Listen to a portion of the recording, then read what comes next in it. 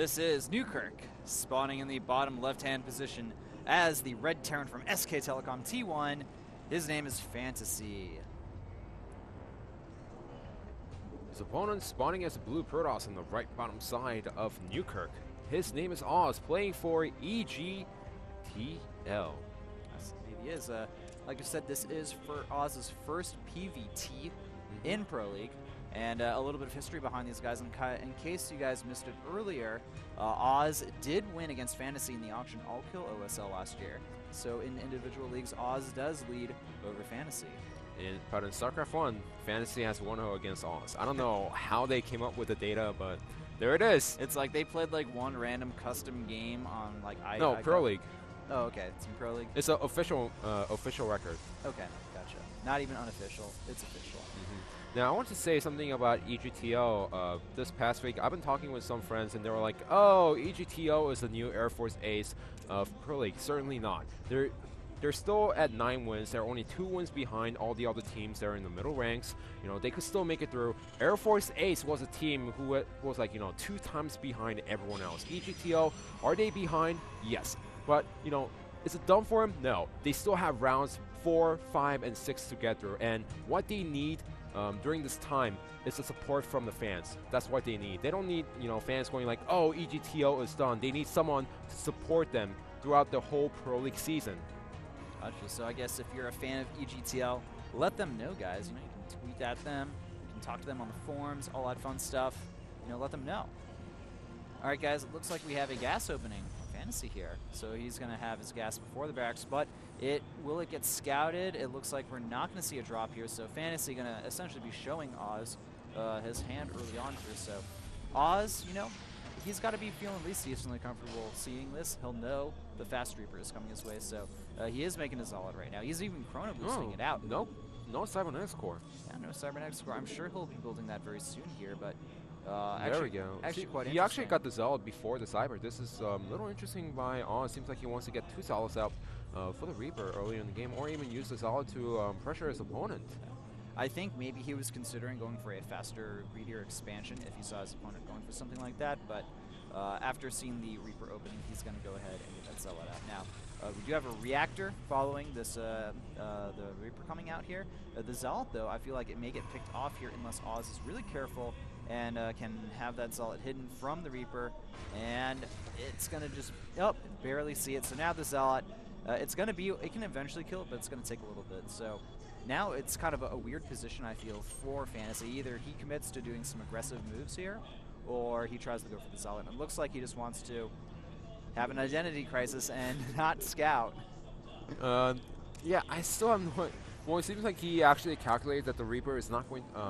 the reactor is not going to finish in time against this single Zealot, so he's going to send the Reaper back inside his main base to defend against it. And behind this, look at this Oz taking a quick expansion on his own, even before the Mothership Core and the Stalker.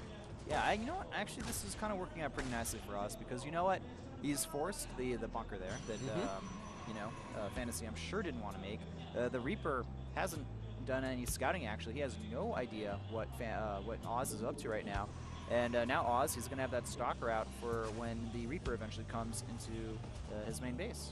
This is a really fantastic build for the reactor expand, I have to say. Keeping on the pressure, extra few minerals on the bunkers, and like you said, the Reaper not doing anything. And with the Mothership Core coming inside, Oz is going to have a complete scout on what his opponent is doing, but also needs to make sure he doesn't lose the Mothership Core.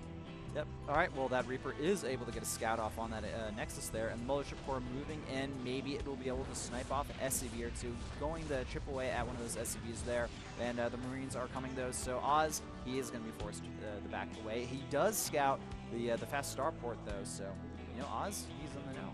And some people might say, he didn't scout the command center, but he knows the timing that most Protoss Terran players these days get a command center inside the main base, especially with this type of build. Now we have the Mothership Core inside the main base trying to do more harassment, but does get out in time before the Marines take it out. Only taking a little bit of hull damage there. We also have Fantasy moving across the map. Looks like he wants to get a little bit aggressive here and try to punish Oz for not really building any units, which he doesn't have any right now, except for a Zealot in the random corner of the map and that Stalker. Also, Medevac on the way with Widow Mines, so we are going to be seeing an aggressive drop here, but Oz not skipping a beat. He is getting an Observer, actually getting a second one as well. Now Oz is going to have to micro against this Stalker here. In addition, this Reaper could do a little bit of damage if he's not careful as well. And then the probes are going to have to get pulled here, actually. Is that Stalker going to go down? It's a very low health here. Force Field's going down. The Marines, they're going to have to get out of there, but actually, you know, not really losing anything. The Reaper, though, getting a full scout on Oz's base here. So both players just sitting comfortably, knowing that what their opponent is going to do. Seems like the Reaper is trying to find his way out from the main base, and does it get so? No, seems like it's going to be picked off at the last second on 1 HP. Oh, it's so close. 1 health, and we do have the drop getting ready to come in here. A Stalker, 2 Stalkers warping in there. The Reaper is taking out the drop, though. Is it going to be able to do a lot of damage? We do have a Nexus Cannon in the main base. Also, we have the Widowmine going for the natural here. All right, nice pull from Oz there. He's only going to lose 1. Actually, Fantasy lifting up that Widowmine there. He's got to be very careful. Oz actually does not want to lose those probes. He only loses a few there, but still, I have to say, pretty solid defense from Oz here. He does take a supply advantage after this engagement. Yeah, that was a really scary moment for by Oz, and Fantasy also doing a nice job. He knew that once the Widowmine actually gets a hit on the probe, he knew that it was going to get taken out. So he's trying to get extra probes by lifting up, by unburrowing the Widowmine and getting a burrow again. And he actually did get 2 more probes with that. So really nice maneuver by Fantasy. He hoped to get a little more, but it just didn't work out for him. Fantasy does have a good amount of Marines right now. They are currently unupgraded, but a healthy amount of Marines nevertheless. Fantasy, though, is pretty far behind on the worker count, as we can see here. 41 to 47 workers. Oz, he already has his observers out. He's getting the double forge. The sentry energy is climbing up here, and the robotics are just going to start here. But I have to say, all around, Oz is looking pretty solid right now, man. He's looking solid. And also, that's a funky wall inside the main base, I have to say. With the building positioning, you know, it's going to trap some of the bio forces from going out, so it's going to force Fantasy to actually lift up if he's trapped into the corner. Now Oz trying to gain some map control because he had none throughout the whole game except for the observers moving around the map. However, he does see the movement. Did he actually see the whole force moving out, or did he only saw a few Marines? Yeah, he saw the whole force with the observer a little bit earlier on. Okay. So. Combat Shield's about to finish here. Stim not fully completed yet. This is actually a timing I've been seeing a little bit more often here. Terran players trying to bait out force fields and then going for the attack after Stim finishes. But Oz, is he going to have any of it? Doesn't look like it. The Mothership Core is here. He's not yet committing to that Nexus Cannon, though. Now it goes down, though, and it looks like Fantasy's going to be scared away for now. But the Stim timing, it's going to be done soon. What Oz really wanted to do is get the perfect force fields down and then use the Nexus Cannon to trap all of the army. But look at this money scouting everything. Seeing the Robo and the Robo Bay with 2 Forge and the Twilight Council. Also sniping that Observer there as well. So, you know, limiting the movements and monitoring from Oz there. And Oz is just, you know, forced on the defensive now. And he's even temporarily stopped probe production. So that's interesting. You know, he is getting the 1-1. He's getting Blink, Colossus range, really just powering up right now. But Fantasy has climbed ahead in supply, and his 3rd command center is going to be finished here while we don't see any 3rd just yet from our Protoss player. You know, it's tricky to get 3rd base on this map, I have to say. You know, the 3rd base is a little bit far away, and looks like there's going to be an engagement. Nice force fields going down. Yeah, but we do have a nice drop, picking up a lot of those units. And, you know, even though the force fields are great, I have to say that there's just so much bio out on the field here. This is actually a little bit difficult situation. Now, the Colossus is out, but the units are charging forward there. They are going to be able to snipe that Colossus. Nice move there from Fantasy, and he's actually taken a very huge lead here, being very cost efficient. Fantasy now moving in with more units here. There's not a lot of units left for our Protoss player Oz at all, and now Fantasy pulling ahead with a very nice supply advantage moving into the main base. Things are looking so bad for Oz right now. That's a feature of this map. If you don't have enough sentries to force field the ramp in the main engagement, the Terran can just walk inside the main base and the Nexus Cannon does nothing. The Colossus does finish, so we will be able to see this attack eventually followed by, look at this, the Colossus, it's going to go down as well. Nice snipe by Fantasy there, really just showing, you know, his excellent control of this game. And as a Protoss player, you pretty much can't come back from this. Fantasy would have to have a humongous like fumble and mess up here to lose this game, because right now army supply is heavily in Fantasy's favor. He's got the tech. He has anti-Colossus out. He is a little bit behind in upgrades, but that's not a big deal here because his army is so much larger and he has a vastly superior economy. Oh yeah, what Oz really wanted to do is sit on the 2-base economy until around 14 minutes, get the third base around them because it's hard to take a third base on this map. And now he's going to slowly push out again, but the 4 Vikings are over here and he has no anti-air.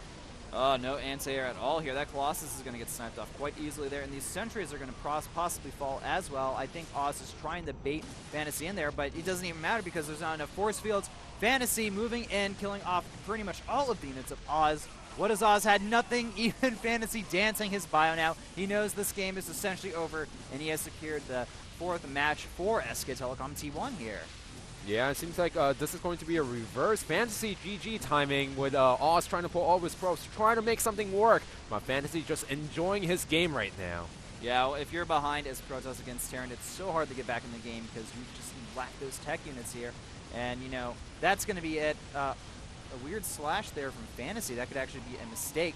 But there it is, GG, and Oz leaves the game. Hopefully Fantasy won't get penalized by that. That was probably a little bit of a mistake there, that slash. Trying to do the dance, and just maybe he was trying to do the dance, but he just canceled it at the last second. But even if the chatting rules, you know, they've been lenient about it a little more these days, he's going to get a warning for sure. All right, well, as long as he doesn't get penalized, I think that's cool because... Penalized as in disqualification? Yeah. Okay. He won that match, man. Even doing the thumbs down there, he knows he won. Well, he's going to get penalized for sure. But it's not going to be a disqualification at this point unless they decide to change the results after we come back from the break. But it's really unlikely at this point. A little slap on the wrist, essentially. Anyway, guys, the score currently 2-2 between SK Telecom T1 and Evil Geniuses Team Liquid. The next match, it's going to be the battle of the 2 Protoss ace players, Rain and Hero. So that is going to be a very exciting match. Hero not doing amazing against Rain in the past, but can he finally break that? We'll find out after this commercial break, guys. Don't go anywhere. This is the SK Planet Pro League.